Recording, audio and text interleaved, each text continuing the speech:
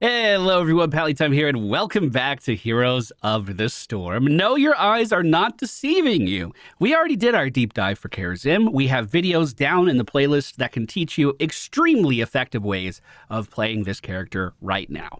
However, today's video was inspired by you guys. When we were taking a look at Trancends, the least popular of all of the talent choices at level 1, there were a lot of people questioning, would Trancends combo very well with what traditionally is a DPS build for Kharazim, focusing on dashing after your enemies, hitting them multiple times, and then proccing the additional healing that Trancends would give to us? And I didn't know the answer to that question. So in today's video, we are going to try to answer that question. I hope you guys enjoy the ride. If you do, please be sure to hit that thumbs up button. And don't forget to check out our deep dive playlist in the video description. All right, ladies and gentlemen, we found ourselves on the Sky Temple today. And I'm posting this video regardless of what happens, because I think it's going to be a fun experiment. That being said, this enemy team's terrifying. At level 1, we're going for Trancends. Every third basic attack heals the lowest nearby allied hero for 108 and gives increased movement speed for 2.5 seconds. So as we go in and we punch stuff, we heal the people around us, hopefully making their lives a little bit better.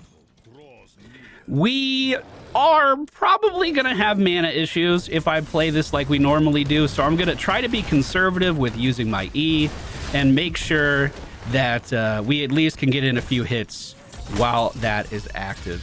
Genji moving in for some deflects. I'm going to chase after that, try to deal as much damage as I can. Dashing towards Johanna if it was off cooldown. Unfortunately, it's not. And a good swap brings Artanis back into a good position there.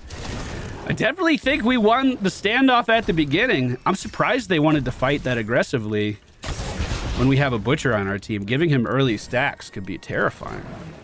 Well, that was half of my mana bar. All right. Wow, we're really going to have to get used to that. Okay, we're going to just settle down a little bit. In fact, I could just go back to base right now if every lane is being soaked. And we could just start to recoup some of that loss.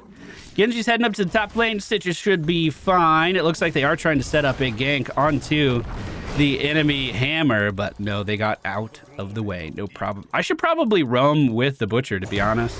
Even if I'm not going DPS Kharazim build, we still do a decent amount of burst damage, especially for a healer. Brightwing, of course, could just teleport in and ruin everything. Is anyone else under the opinion that Brightwing's just the best healer? It might be close, but... Ooh, good try. Good try getting it. Good try getting it. We do have a camp up. I could go get that by myself if we need to. I'm literally just going to go retop the mana, since everything's being soaked and it looks like we have a minute of downtime. Johanna's still moving in at half health. Enemy team does take over that mercenary camp on the left. I'm going to move down and make sure everything's okay in this area right now. Ragnarok's poking at the hammer with the meatball. Genji is kind of pushing forward here too, so I'm going to make sure we're just in the area, available if they need us. Looks like Ragnarok's already becoming a building, so I should be pretty aggressive here and try to use that extra damage if we can. Polymorph is stopping me from moving away. I didn't know Johanna was here, so that was a little bit more risky. But we're fine. I'm going to back one more time. Objectives up in 30 seconds. I think in this game, we should definitely get Earth Ally. What's funny is I could drop this outside of Sergeant Hammer's range, and it still helps us mitigate damage from Sergeant Hammer, and there's not too much she could do about it. That is going to reduce our healing output. Normally, I do rely on Spirit Ally a good amount, but we have healing hands. So if I could punch stuff, we should be fine. Looks like there is a fight happening at the vision above us. Johanna, once again, at half health every time I look at her. Let's jump in and try to help out as she just goes unstoppable with that trade of hers and walks away. The enemy team is heavily split. Johanna's low on health, and one person is channeling top. I think we definitely play pretty aggressive here. She does not have trait. Let's just hit her as hard as we can. Brightwing even messed up the teleport there, it looked like. I went ahead and dropped the Earth Ally to help with blocks while we just sit here and continue to punch into the Artanis. Heal coming up off cooldown. Let's make sure we're spamming it. I am still trying to conserve mana, but I'm going to go for a sippy cup this time. We're not going back to the base. And then I'll try to go back to middle. I think Ragnarok's probably just took a little too much damage from the PvE. Genji was near me on the map. I'm going to grab this vision before I do anything else. And try to finish this off. Stitch is getting top right now. I should have pretty good sustain for this.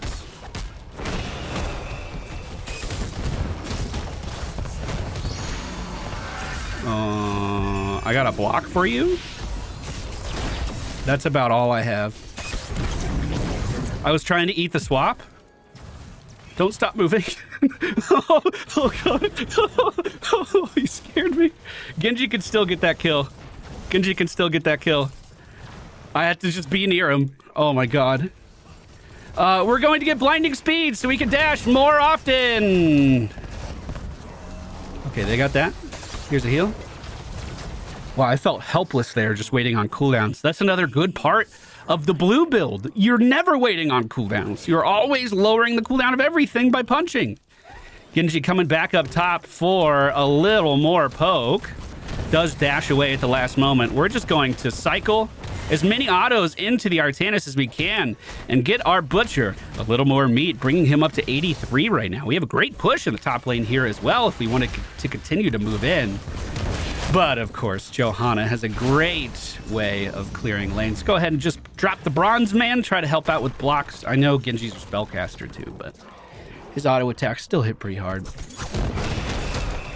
He doesn't have anything to get out of the... Oh, of course he does. They always have one more.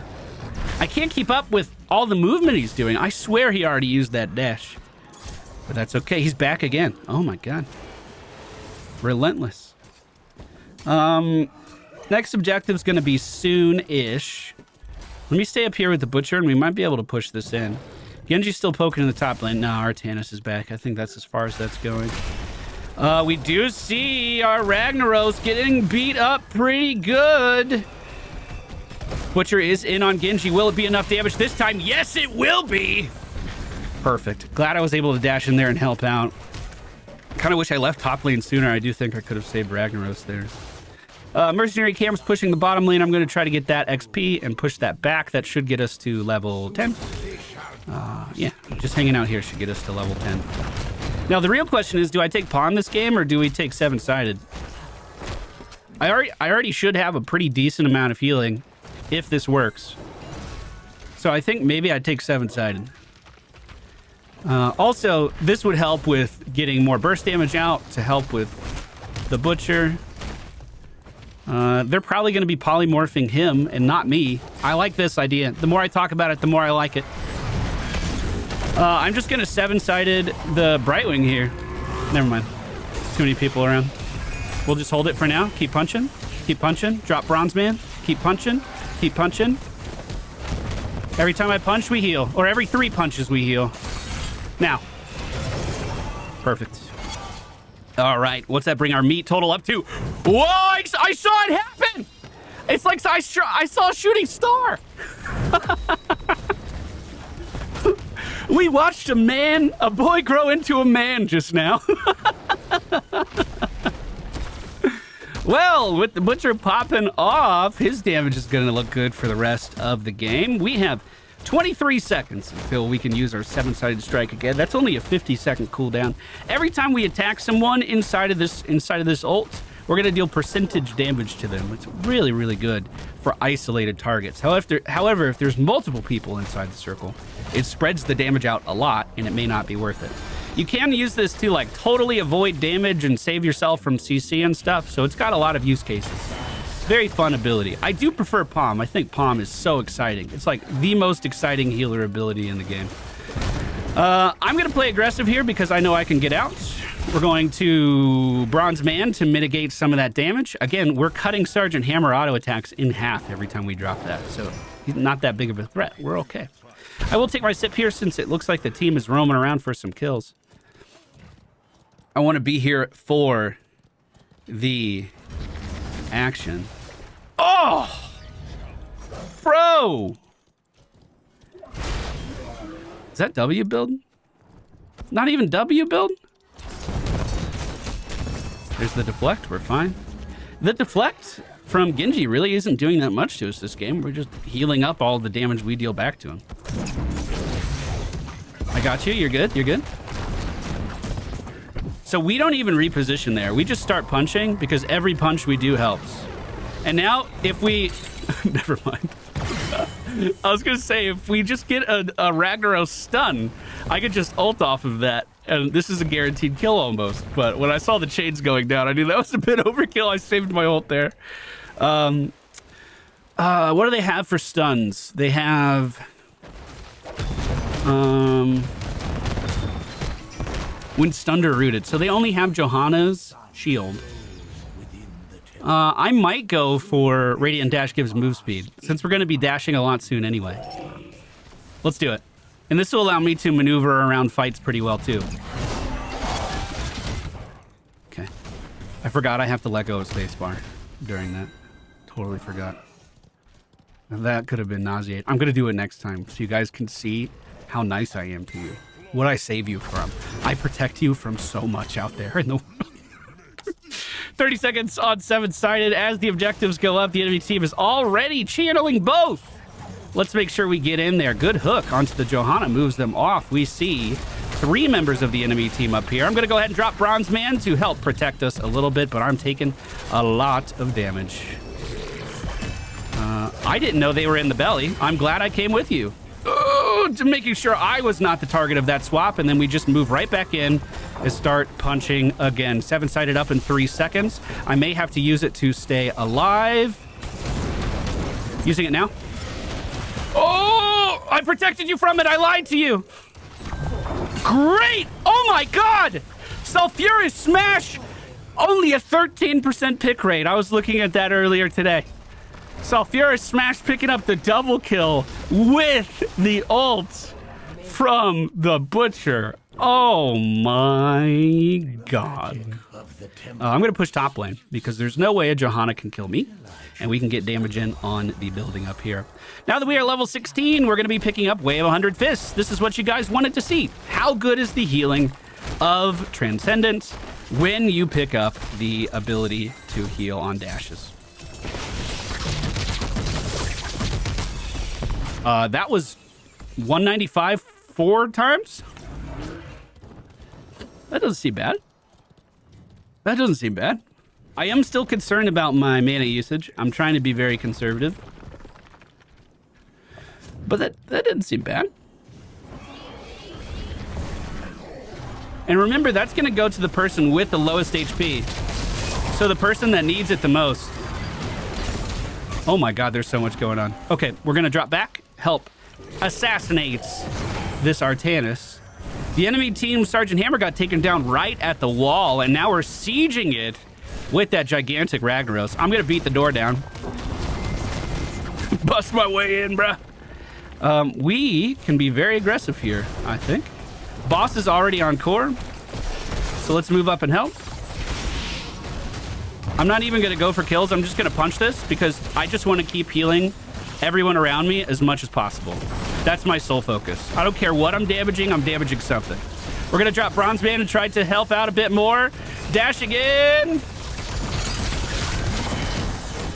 Okay, gotta go. Oh!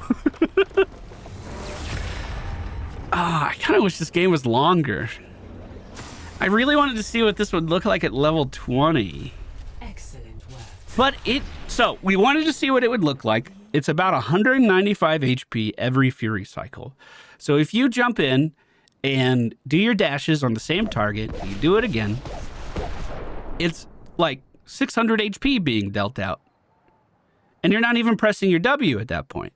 And you're not even bringing in the potential of Divine Palm at that point. It is kind of burst healing. I'm kind of surprised I didn't hate that more. And we didn't even take the healing ally as well. So that could have been even more healing. We out-healed, and I guess we are also an AoE healer. I was going to say, yeah, we're in the same category, but it feels good to out-heal the Brightwing, I guess, in this situation. The jury's still out on this one. I might need some viewer feedback on this one.